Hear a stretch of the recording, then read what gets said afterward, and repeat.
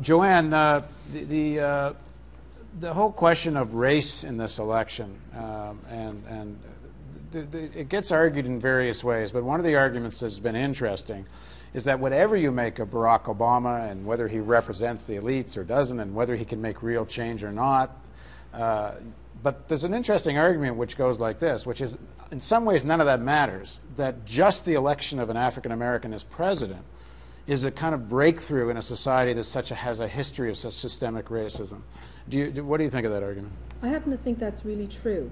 I think one of the pieces watching from the distance in Canada that has disturbed me is how the race argument has played out. It's almost as if to be well-educated, sophisticated, and strategic suddenly disenfranchises you as a black person. So I think people are mistaking what it means, whether you're in Canada or you're in the United States, to be excluded from these sites of power directly. I mean, nobody actually took great offense. I remember how I reacted when they described Clinton as the first black president. I'm trying to figure out how Clinton can be authentically a black president because he's speaking for black people. And for some reason, people are going through gyrations and twists and turns speaking about Barack Obama's authenticity. I am not confused. When I see that man, if he becomes president, he is a black man. He is a black man in the way we all are black people, in all of our complexity, in all of our aspirations, and in all of our contradictions.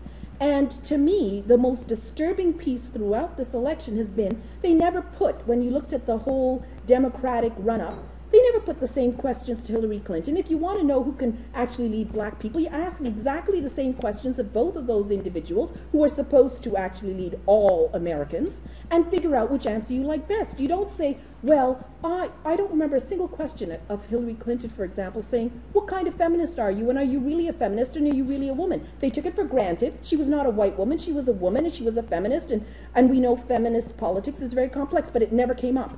Barack Obama has had to be stick-handling continually his legitimacy. They've had to call up, well, he's with Michelle. Michelle gives him authenticity. He doesn't have authenticity in his own right. And he harkens back to Africa. How much more authentic can you be as a black person? So, yes, I think he's not just important for the states.